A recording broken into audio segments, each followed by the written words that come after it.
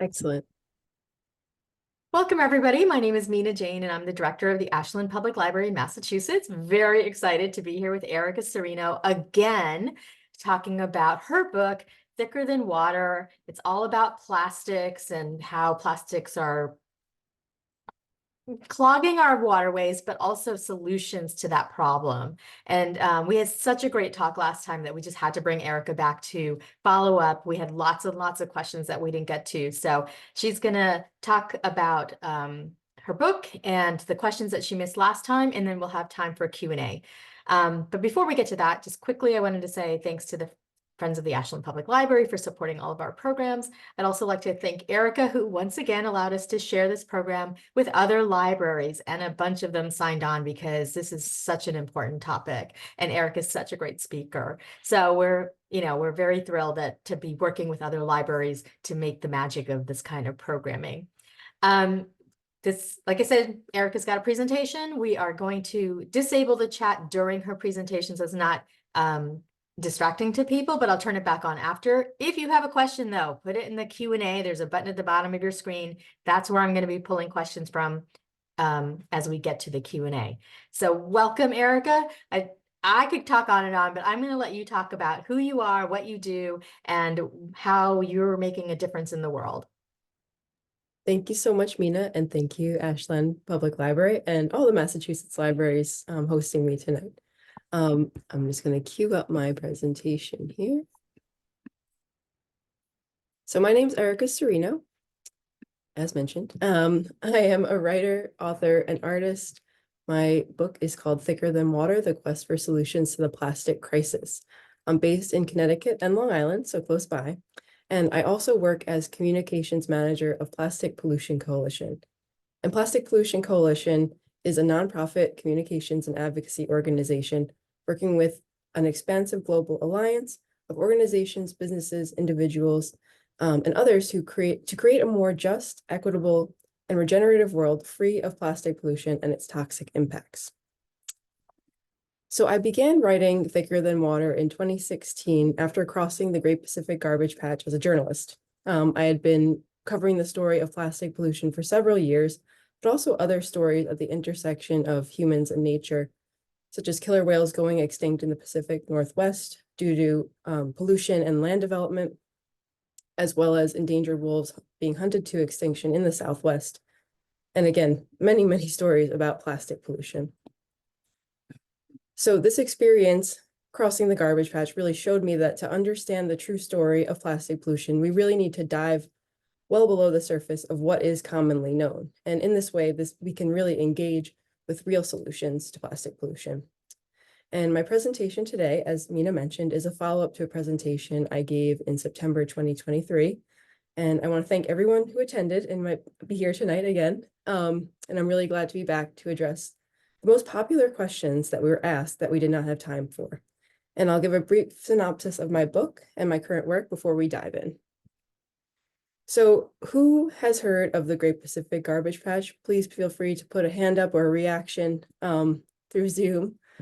I know many of you have. It is this notorious place in the middle of the Pacific Ocean that is filled with trash. And at the time that I sailed in 2016 with this motley crew of sailors and scientists with the Danish nonprofit Plastic Change, they were out there circumnavigating the world, starting in Denmark, where they're from, to sample the seas for plastic pollution. And so the purpose of this trip really was to understand what is out there, because in the media at the time, this place was described often as a floating island of garbage or a dump twice the size of Texas in the middle of the Pacific Ocean. And to me, that seemed maybe unreal. And so I had to head out there and see for myself to accurately report on this story. So we traveled more than 3,000 nautical miles from Los Angeles, California to Honolulu, Hawaii. And again, we're going to the most notoriously plastic polluted place in the world. And I did not know what to expect. Again, thinking of this floating island of garbage. How did it get there? Why is it suddenly in the middle of the ocean? These were all questions going through my mind at that time. What I learned is the garbage patch is not a patch. It's more like a soup or a smog of plastic items and the tiny pieces of plastic that all plastics continuously shed, which are known as microplastics and nanoplastics. You've probably heard a lot about this in the news lately, as unfortunately, as I'll get into in a bit, these pieces of plastic are being found from the tallest mountain peak to the deepest part of the Mariana Trench, which is 7 miles down below the surface of the ocean.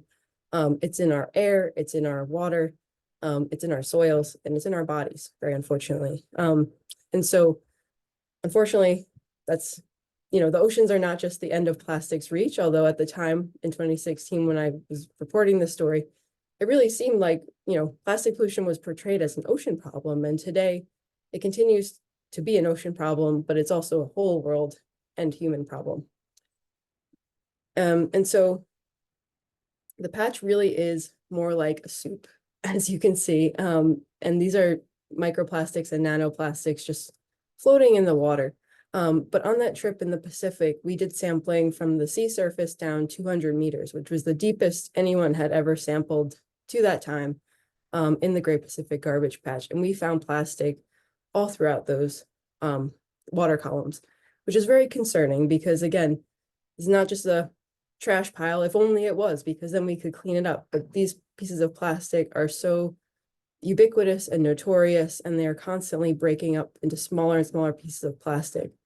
Why this happens is that plastic is a polymer, and because of its chemical structure, it will never benignly degrade like a banana peel or a piece of paper. It will only become a smaller and smaller piece of plastic. And so despite corporations and governments simplistically portraying plastic pollution as a marine litter problem or a problem caused by, the public's lack of recycling, which unfortunately have been messages that the media has spread, because they are not accurate. And the reality is really so much more complex. So the truth with plastic is that all plastic is pollution, and there's no such thing as throwing plastic away, because as we know, it can never benignly degrade. It never goes away. And in fact, plastic pollutes from the moment its fossil fuel ingredients are extracted from the earth, all throughout production and the production of its toxic chemical additives.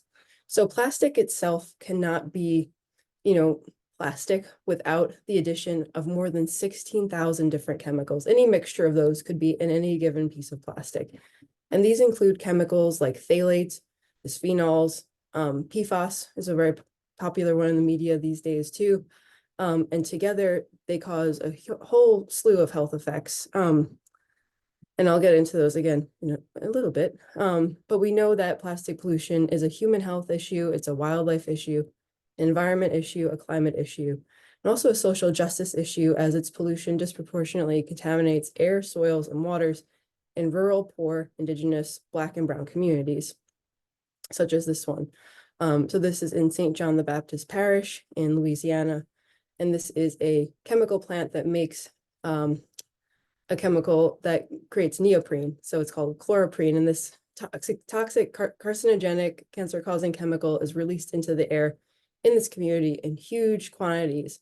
And people are sick, and they are getting sick. And we know the consequences are real. And despite this fact, the plastic corporations and fossil fuel corporations keep pumping out more and more of this stuff, and they keep building more and more factories, facilities, infrastructure, pipelines, disposal sites. This is just the front end of the plastic pipe. We have to also consider the landfills, the incinerators, the open waste dumps, and even recycling facilities, which someone asked a question about that I want to address too. All of these steps of the plastic life cycle pollute, and it's an endless life cycle, and it is very, very toxic. In Thicker Than Water, I explain how plastic was only invented a little over 100 years ago. So this is a relatively new material in the span of human time, and of course on geological time. It is just a blip in the timeline here. So early on, plastic was produced as a luxury item. So Bakelite was described as, this amazing item with 1,000 uses, material of 1,000 uses, sorry. There were combs, bowls, accessories, jewelry, and all different types of equipment made from these early plastics. And then plastics that were made to be wasted only really were mass produced following World War II. So the factories that were used to make plastic items for wartime efforts were converted into factories to make plastic items for everyday people, and in massive, massive quantities that were made to be wasted. So as you can see in these advertisements, you know, throwaway living was seen as a luxury at the time. You know, we're so affluent now after the war, and we can afford to waste, basically was the answer to every busy housewife's question, of how do I get through the day? And I want to emphasize too that in my journey of writing this book, I learned so much about the interconnectedness between corporations, advertising, government, and the media. And as a journalist myself, I made it a point to not engage with, you know, false information, which is out there and continues to be pushed by certain media corporations. And whether that is intentional or not is, you know, a question we have to ask every false article that we read. But the real reality is so dire and so grim that, you know, having these false portrayals of this material are really harmful in the long run. And these are very early ones, as you can see from the 1950s. This was a very notorious photo shoot for Life magazine. And it was like, you know, as you can waste plastic, use it, and, you know, as much of it as you want, as long as you throw it away. But again, if there is no away, the problem is only perpetuated. And today, you know, the result of all of this is that plastic is among the most ubiquitous materials in our lives, certainly the most ubiquitous consumer material in our lives. It's used in our homes, our clothing, our shoes, beauty and health products, furniture, vehicles and tires. So think of the interior as well, all mostly PVC plastic, children's toys and baby bottles, medical equipment and devices, food packaging, single-use beverage bottles, utensils, agricultural supplies, and so much more.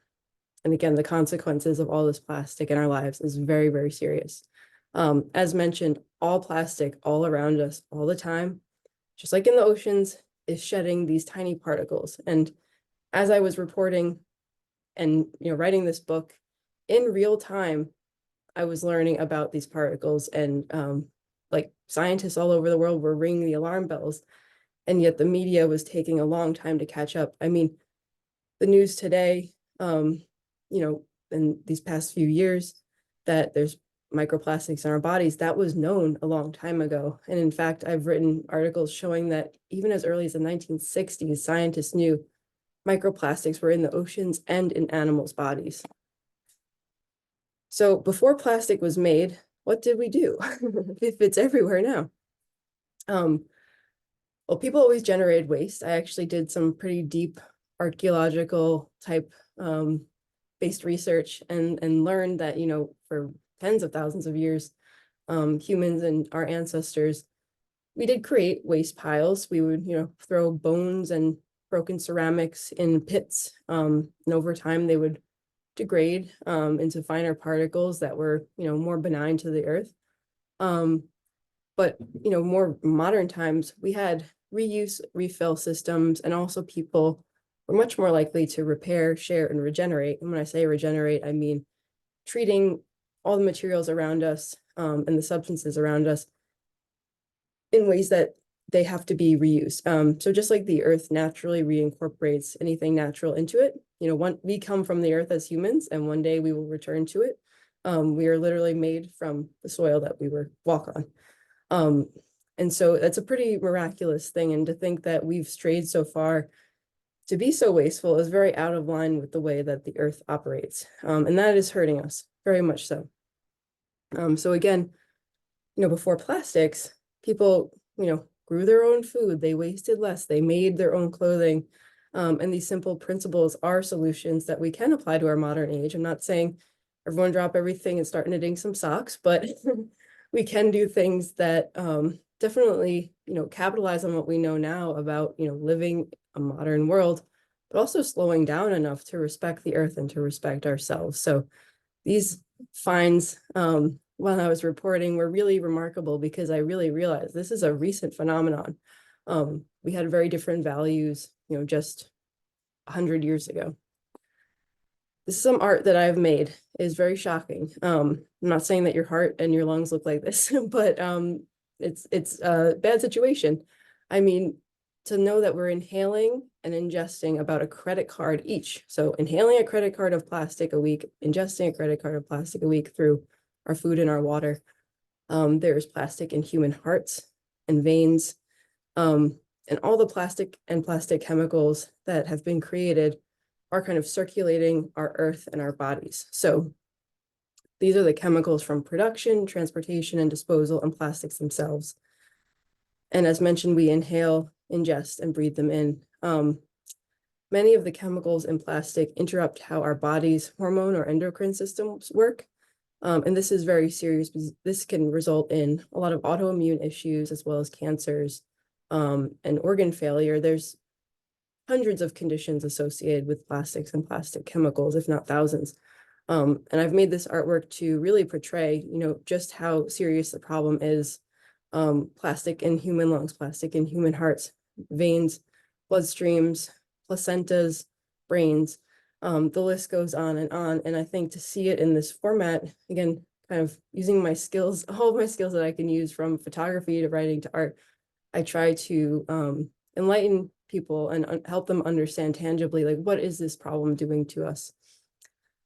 And so some of the other serious health problems that plastics are associated with include cancer, diabetes, reproductive problems, neurological impairments, especially in developing fetuses and children, and plastics can even contribute to death. And as I've met many people in frontline communities on the edge of plastic production or plastic disposal, who face huge elevated threats to their health from massive amounts of plastics, it's really serious. People can get sick in a matter of years and be in a very serious state.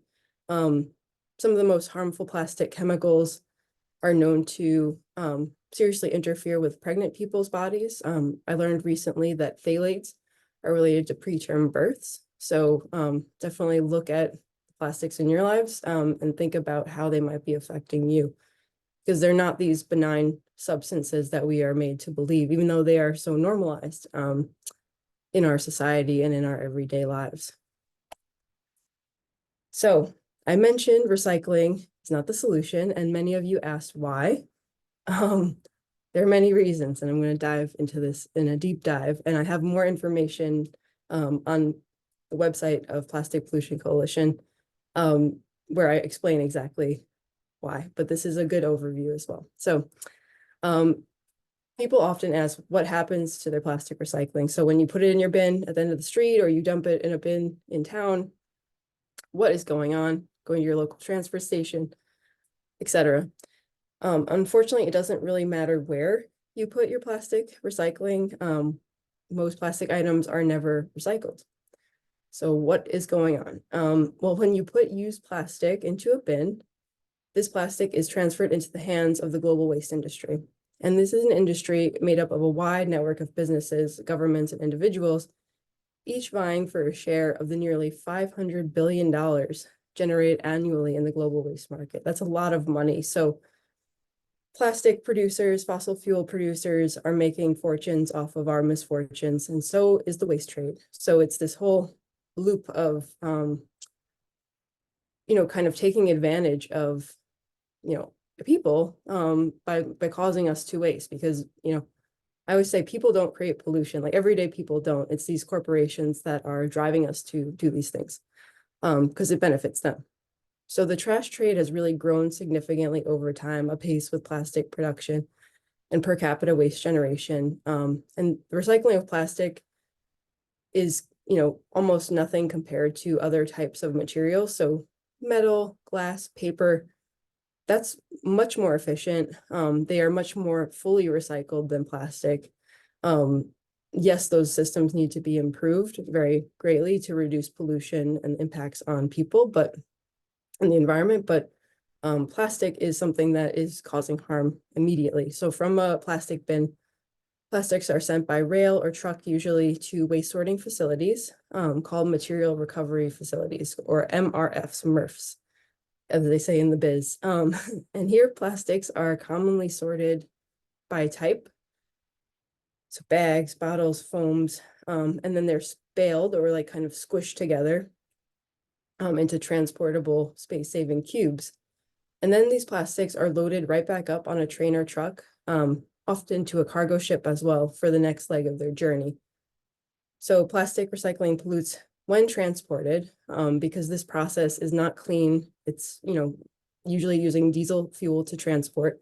Also, a lot of plastic escapes because it is so lightweight and so hard to contain. Even a baled block of plastic will pollute. A lot of plastic falls off. I've heard stories about whole shipping containers of waste just plopping into the sea, and it happens quite frequently. And so while the plastic plate recycling, put in quotes, gets shipped away, there is really no away because it will only get sent somewhere else. So where does it actually go? It'll often go to a landfill, only to pollute the air, groundwater, and soils of surrounding communities. It can get burned in an incinerator, even if it's a waste to energy incinerator. That is not a good idea because burnt plastic is highly toxic. And even if there are scrubbers, I like to point out that the ash from these incinerators has to go somewhere, and it often goes into the same communities that are polluted by plastic production. And so plastic recycling just really means downcycling when it happens at all, because you have to add so much fresh plastic and so many fresh chemicals to recycle plastic to actually make it usable that it's almost just new plastic anyway. There's studies showing actually that items made of recycled plastic are more toxic than just regular old plastic that was made fresh. And another term put out there in the news a lot lately is chemical or advanced recycling. And this just really means melting or burning of plastic into simpler components that are kind of petrochemical products. And so these are often burned as fuel. They're not often turned into plastic ever. And so these attempts to control the narrative by the industry by introducing terms like advanced recycling really are harmful, and it perpetuates the same messages they used to say in the 60s and 70s when they began about recycling, where, this will solve the problem, this will solve the problem, but it will not solve the problem. The only thing that can solve the problem is ending plastic production. And so when we talk about, these different strategies for dealing with plastic, as you can see, there is no good place to put it. And each of these steps contributes greatly to climate change, as does the production of plastic itself. And I learned from a scientist in Hawaii that plastic actually releases greenhouse gases. So its mere existence as a plastic item is contributing to the climate crisis. So all of this said, I know it's a lot of info. And again, I have it written down on our website, but excuse me, I explain all of this so that you can understand that it's so much better to avoid plastic whenever you can than try to recycle it. And thankfully, it is becoming more possible, and I'll provide many resources for how you can avoid plastic in a few slides. So another question that I got last time is there any type of plastic that is better than others? And this is very complex because, again, I mentioned plastic recycling doesn't work.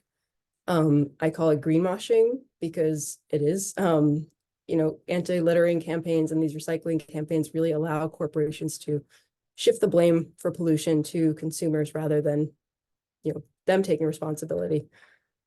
But, to get to the nitty-gritty of this question of what plastics, are maybe will be recycled. Plastics 1 and 2 are more likely to be downcycled. So again, not fully turned into a new plastic item without the addition of fresh plastic and chemicals, but really often just making a lower quality product from the recycled plastic.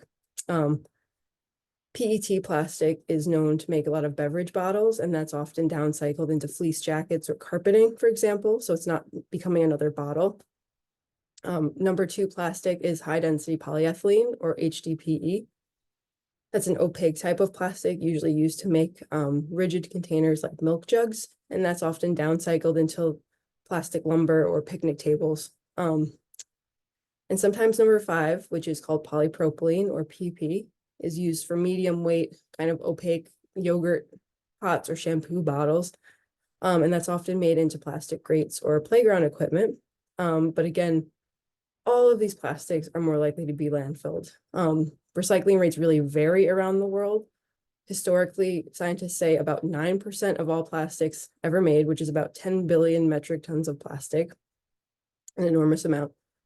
Only 9% has been recycled or downcycled. And so that's a very, very small number, but in some nations, the number is 0. In the US, it's only about 5% of plastics. It's a seriously small number. And again, compared to other materials that are, recycled at much higher rates because they are much more easy to recycle, it's a very expensive and time-consuming process. It's also very energy intensive and water intensive. So it's really a waste, is basically what I'm telling you now. And so all of this, the value of all this plastic is very, very low, and it continues to plummet due to new regulations. As I mentioned, a lot of plastic does get shipped around, and that is part of a global waste colonialism trade. So there is, kind of a system of wealthier nations sending their trash to lower income nations. And I've spoken to people in Thailand and Myanmar and also in Turkey who are talking to me about, waking up one day and there's a giant pile of garbage near their house, and they, realized that it's being dumped there, and all of that trash was labeled from countries other than their own country.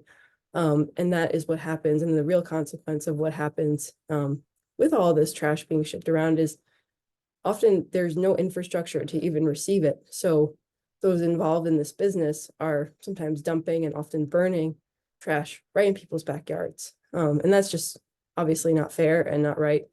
And it perpetuates the injustice of the plastic pollution crisis. So I mentioned greenwashing on the previous slide. What is greenwashing? How do we define this term?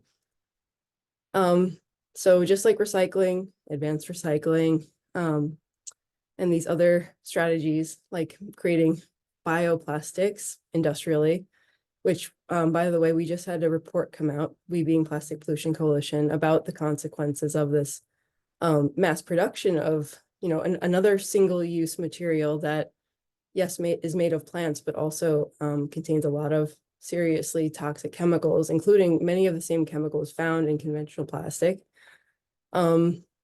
Anything that is, whether it's an activity, an organization, or a product that bears a green sheen without substance, or it oversells its positive impacts, that is greenwashing. And the serious consequence of this is that greenwashing delays and distracts from real solutions. This is a prime business tactic for the corporations making and selling plastic, as well as fossil fuel corporations. And it can look like a vague label like this, with the words green, eco-friendly, bio-based, ocean-bound plastic, plastic neutral. And it's often just like put on right on the packaging or the material. And, it's really representative of like this problem just being perpetuated in other ways. So it's like plastic corporations are catching on to the fact that the public knows plastic is bad. So let's make something that looks green and maybe we'll fool them. And that infuriates me because it's like we spent so many years being told false information and really being lied to. And now it's another round of this. So we have to be very savvy as the public to not fall into these traps. So I'm telling you some key terms to avoid here that are important to avoid because, we don't want to perpetuate this problem. We want to solve the problem.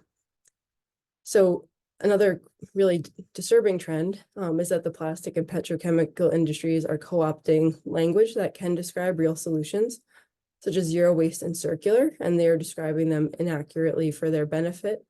Again, mainly to perpetuate the myth that plastic is recycling when it is not. And behind the scenes, these corporations are part of trade groups that really push for legislation that does not protect our health and communities. In fact, it only advances plastic production. And pouring all that energy into those, negative things on the, behind the scenes, and then front of the scenes, corporations are saying, oh, we're going green, we're doing this, we're doing that. And the end goal really is to facilitate the increased production of plastics, typically by perpetuating this misinformation and driving widespread pollution and injustice to their own means, for financial gain. And so, yeah, these are key things to look out for, because real solutions are simple. And I really believe that. And I know that because people that I've met with all over the world while I was working on my book and all these stories that I've written told me the same thing. And these are the patterns you see everywhere that actually work. And when I say reuse, refill, repair, share, and refuse single use, don't use plastic whenever possible, again, right? But we need to slow down and be more like the earth, wasting nothing. And really, to do this requires a radical change. I mean, we can do it in our own lives, but we need to change the way the world operates. The way that businesses do business. Do we value money or life, basically, is the question we need to ask ourselves here. I do always encourage individual solutions, because if it doesn't start with us, where is it going to start? And so find solutions near you, make solutions. I don't have a particular lot of money in my life, and I still make do with zero waste whenever I can. And I'm not here to shame anyone that uses plastic. I still have to, accept the fact that there's plastic in my life that I try to get rid of, because it is literally everywhere. So it's not about perfection. It's about getting better every day, learning new things, trying new things. One of my favorite personal hacks is saving glass jars from the store if I buy peanut butter or jam. And those are my Tupperwares that would have been plastic, right? And as long as we can kind of treat the materials we have in our lives with care and be able to reuse them, we can have them for a long time, which I think is a really great lesson as well. And so I actually encourage against buying fancy products that promise to reduce your waste. I have with me my canteen that I've had for a very long time, as evidenced by the dents in it. And it still works. And I only have, I only need one or two. There's a recent craze with these Stanley cups, and I've worked with the media to kind of dispel the notion that you need to buy 20 of them, because that defeats the environmental friendliness of having, again, one or two. So I think, really thinking about how we engage with the products in our lives or the materials in our lives is important. And the simple things you can do, like, again, saving glass jars, building a compost bin, buy one or two of those containers. They're also great glass and ceramic reusable drinking vessels. Buy clothes from natural fibers whenever you can. And I always encourage buying secondhand, because then you don't need to buy new things. And growing your own food is great. Going to local markets and farmers markets when you can. I think if you are shopping at a grocery store, it is possible to sometimes avoid packaging. So if you see loose apples as opposed to a bag of apples, go for the loose ones, bring your own bag. I sometimes forget my bags and I end up having like my jacket filled with groceries leaving the store. But we can make do. And even if we look a little bit funny, it's all for the best. So the less processed foods you can get, the better too. And again, we're talking about protecting your own health. That's a really important thing.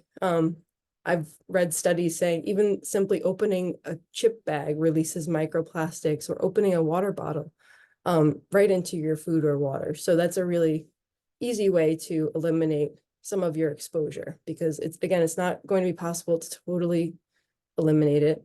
But we do have to prevent ourselves from being paralyzed from this heavy information, and know how we can take action here. So I would also suggest installing or getting a water filter that is marked for removing microplastics. I personally have a reverse osmosis point of view system that costs under $200. And the filters last for 6 months to a year. So unfortunately, they are made of plastic. Can't get away from everything, right? But that prevents the use of thousands of plastic water bottles per year and all those microplastics that you're ingesting. Making or buying an air filter is a great idea for your home, because I've learned from scientists too that there are microplastics in our indoor air, from all the plastics, again, in our clothing, in our furniture, and even the paint on our walls. And so that's a great idea as well. And again, it's all about being informed. I don't want to paralyze you with this information, even though it is a lot, and we can, access solutions today. They exist right now, and everything that you can do is helpful. So keep it up. I wanted to provide local information here. So in Massachusetts, if you go to these two websites, these are two great resources for finding reuse and refill shops near you. So these are shops where you bring your own bags, containers, or you can find unpackaged goods, which is really great. And it could be anything from, beauty and healthcare products to food products. It all depends on the shop. But I do recommend using these two resources to find whatever you need. Look for repair cafes. Mina mentioned that the library is hosting a Fix It Cafe in June. Make use of that, because you can get access to people who know how to fix things as well as supplies. And I love those. When I lived in Denmark, I went to them all the time and brought all my broken things and left very happy with all my stuff fixed. And if you own a business, I would definitely encourage you to make it zero waste, or at the very least low waste and plastic free. And when you go out to eat or drink, talk to restaurants, talk to whoever you run into really, and ask them what they're doing to reduce their plastic use. And if they say nothing, then tell them why it matters and why you think it matters. If you have children, encourage your children's schools to eliminate plastic in their school meals. There are great resources on Plastic Pollution Coalition's website, and that website slide is coming up. We have a whole page for plastic-free schools and resources to help students and educators make their school healthier. So I think that's a really great resource. And some of these resources also do provide subsidies to make the transition easier. So we all know now what we can do on an individual or even community level. But in order to rapidly address the plastic crisis, we really need to go big. And I got a really great question in the last presentation of what can we do to make everyday change on a big scale. And, that question is great. I think, it starts with plastic production. We need to mandate an end to single-use plastic products. First and foremost, those are the easiest to replace. Those are the things replaced by your bottles and your utensils and your reusable bags and all the rest. That's a really great way to stop it. And 40% of plastics are packaging. So again, with packaging too, are there things that don't need to be packaged? That's another way to reduce plastic production pretty much immediately. And we also need to stop new facilities producing more plastic and fossil fuels from being built or expanded. So that's a really important one, because again, behind the scenes, if these corporations are pushing to make more, and then what we're seeing is saying less, it's a very mixed signal kind of situation, and they can get away with a lot without us even knowing it. So we must stay on top of that as well. And one day companies will actually be forced to stop making plastic, because by 2060, it's estimated that our world will run out of fossil fuels, and that is plastic's prime ingredient.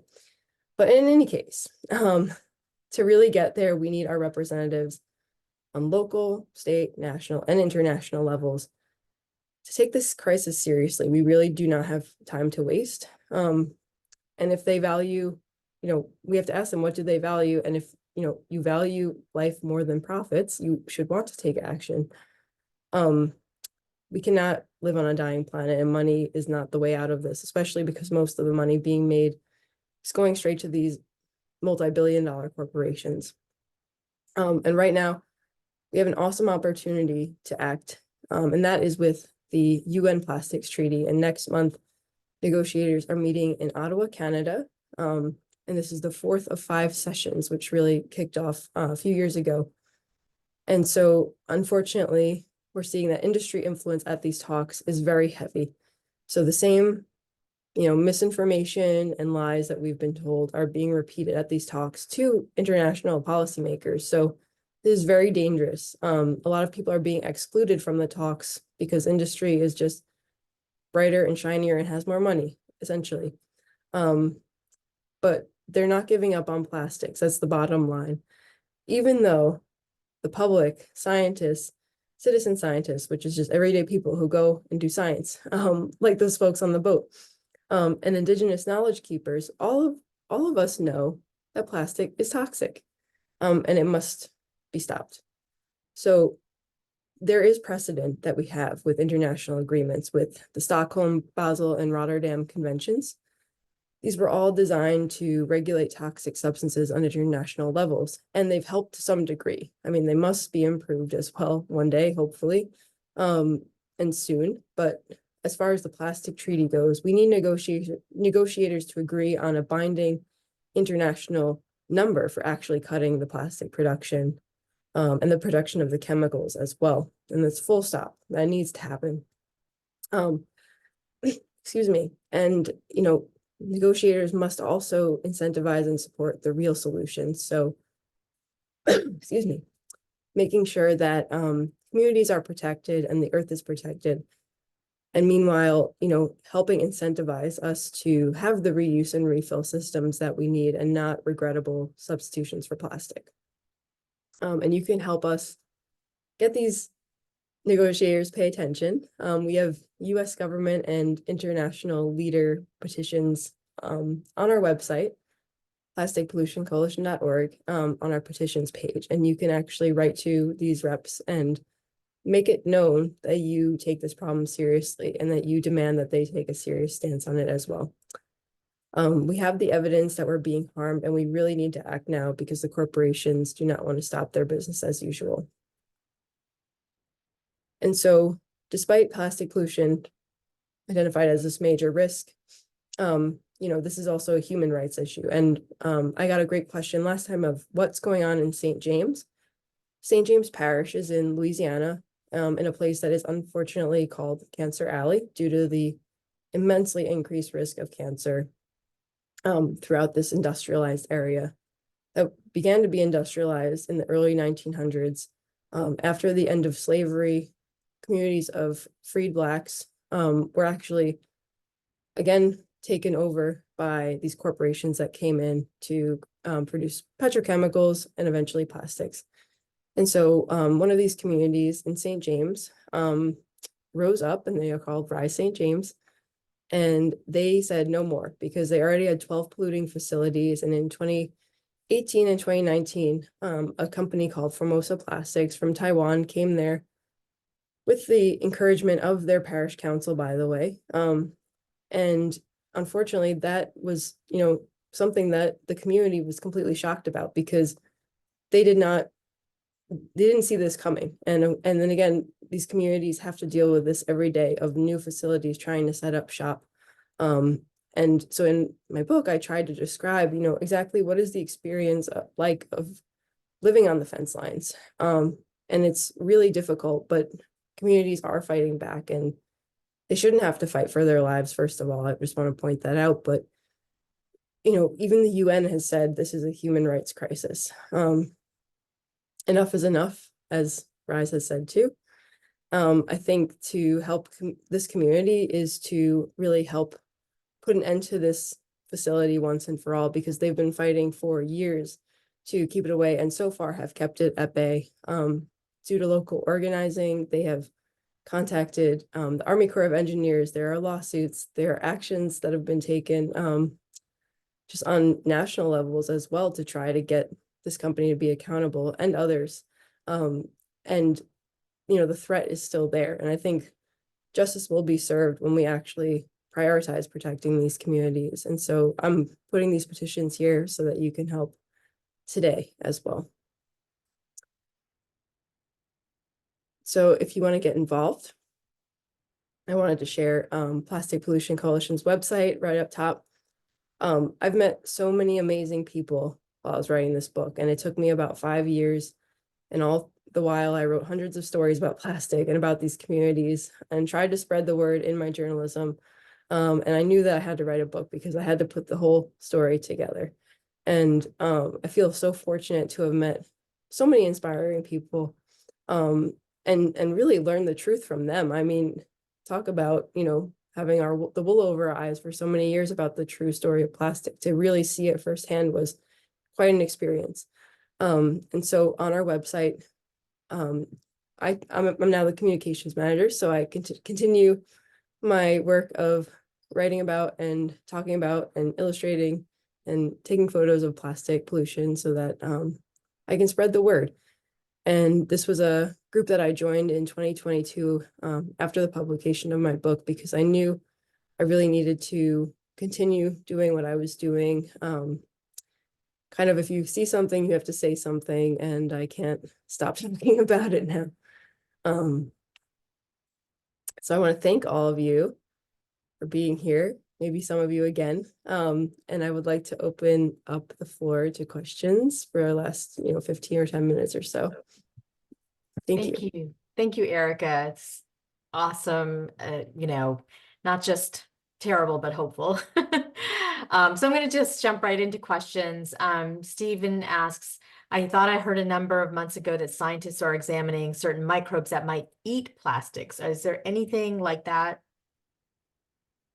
Great question. And that is another media thing that I get annoyed about, because I'll say this, is that yes, microbes can evolve to, let me took this off, so I think my audio will be a little bit better.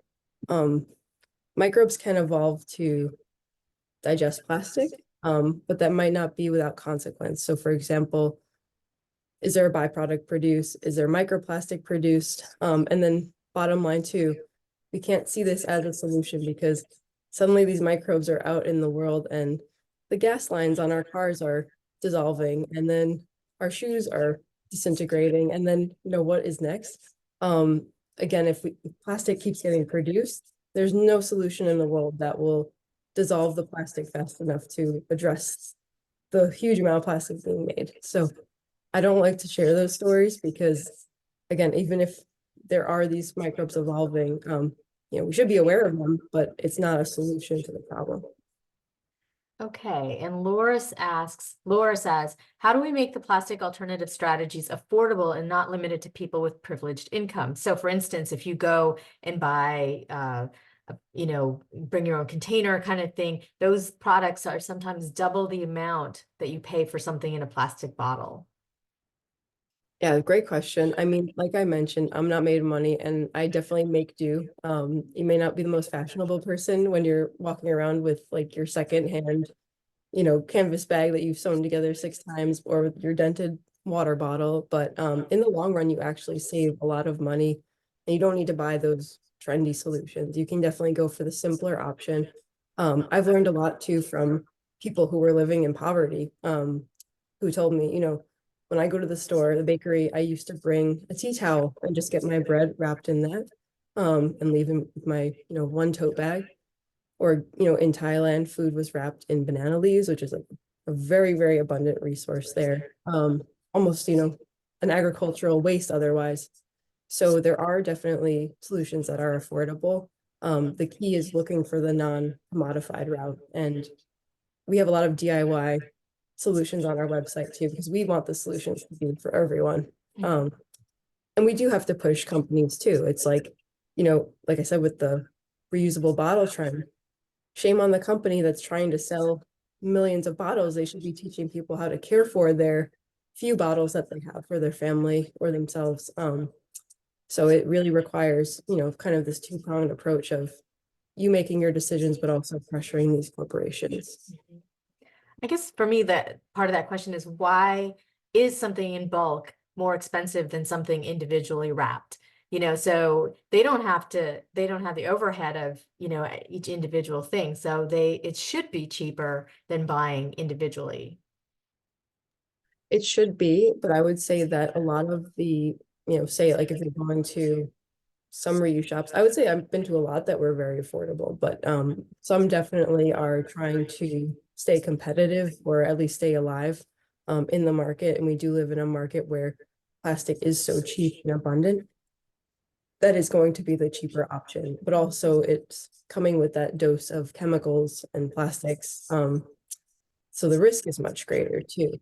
But I would say that if you can try to, stay local when you're looking for whatever you're looking for, that's often a great option. Forming a relationship with the people in your community, like where I used to live, I would have vegetables and then my neighbor would give me eggs, and it was a very nice free kind of barter relationship. So being creative like that too can be very helpful. Yeah, and somebody said in the chat that that the bulk eventually is cheaper in the long run. There's a bit more than that, but Jewel says to support co-ops, they sell in bulk and are no plastic.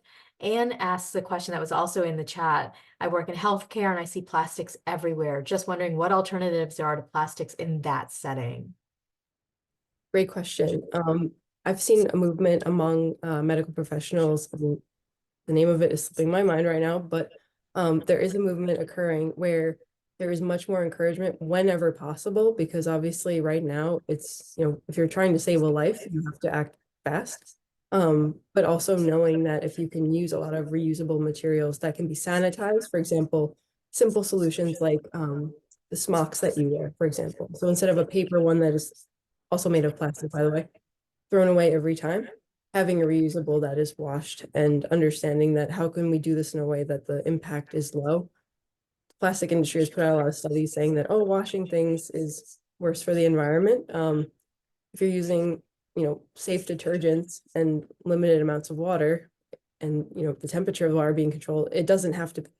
And so, there are these infinitesimal like kind of shifts that we have to make, but all these considerations really add up to make a big difference. Gowns is just one example, but I've also, heard about like syringes being made of glass again, and like how would that look? And like we have to just consider it at least and see what that could look like. Yeah, I think the pandemic really pushed us backwards in that area. Joel asks, what are the largest sources of plastics that get into the ocean? Oh, a lot of plastics. I would say that about 80% comes from land and about 20% comes from vessels at sea, especially lost and abandoned fishing gear is about in that 20%. And something very alarming that I learned was that, this gear entangles wildlife in the ocean, causing death, causing disfigurement, but also animals that escape, especially whales and dolphins, experience psychological trauma. They actually display signs of PTSD. And I imagine it's the same whether they're caught in a net or a fishing crate that fell into the ocean or a tire or anything really plastic. And we've seen it on land too with, bears getting their heads caught in peanut butter jars or skunks with six-pack rings around their neck. Like it's really this traumatic experience for non-human animals too. But yeah, in the ocean, I've personally witnessed like TV packaging, like styrofoam packaging for the TV. There was a pink dustpan that I was like, how did this get here? Shampoo bottles, just microplastic of all kinds, a light bulb. Like, I mean, I could go on. But yeah, it's a short answer. So, something I asked you earlier too, since we did see you in September, has anything happened with that garbage patch since we last spoke? Definitely more people have gone out to research it in the subsequent years. But I think the biggest shift really has been to see that, the garbage patch is an emblem of this problem, one of the emblems of this problem. And due to its ever-changing nature, the ocean currents are always changing too. Kind of its size and location shift around a little bit in the Pacific. And this puts pressure on certain communities. I went to one beach in 2016 called Camilo Beach, and it was covered with plastic. And I met people who went every weekend to clean it up, and every weekend there was plastic washed right back up because they were right in the eye of the garbage patch. And so, yeah, just I think the recognition of this problem as a whole world problem is the most significant shift we've seen in the last, oh, now it's been what, 7 or 8 years. Yeah. Beverly asks, do you know if Thailand or any other country is still getting plastic trash from overseas? Like, you know, how China was getting all of our trash for so long and they stopped. And now all of a sudden we're like, oh no. Great question. The EU actually passed a regulation recently that would ban shipments from to non-OECD countries, but it's still happening, particularly in Myanmar. I was reading, um, which I did visit in 2019, and they were definitely getting trashed then. But again, because of the kind of corrupt nature of this trash trade, really it is putting such a burden on communities, and they might not even I've heard of it, and then one day there's trash there. Um, it continues, and you know, to know that regulations are great, but they must be enforced and implemented. So that's a really key part of any of this kind of policy side is there needs to be consequences if the rules are violated. Mm-hmm. Connie asks, is there legislation that will hold the plastics manufacturers responsible for the plastics they create womb to tomb, or at least be forced to pay for research to reverse engineer plastic? Great question. Nothing that notable to date, unfortunately. I know in the US, we've been pushing for the Break Free from Plastic Pollution Act that was reintroduced last year. And unfortunately has not gained traction. But if you do write your reps, that is a policy that is worthy of support. It's not, as strong as it could be, right? But it's something, and I think it does point to, again, this key fact that the polluters are responsible for the problem, and it's not something that any of us can just immediately solve. Mm-hmm. Hanako says, I throw away garbage in paper bags, not plastic. Does that help? Definitely. I would even say if you have access to a transfer station, just put it in a metal garbage can outside without any bag at all. That's what I try to do. But anything that you can do to eliminate plastic is more helpful, especially if you're reusing a paper bag from another purpose. I Mm-hmm. think that's a much better choice. Yeah. I think this is a really good question too. Cynthia asks, we can't control the plastic that arrives inside the packaging that we get. How can we get like places like Amazon and other vendors to use natural packaging? So with Amazon, we did have a position, and they are, slowly switching over in some communities to paper, which is notable.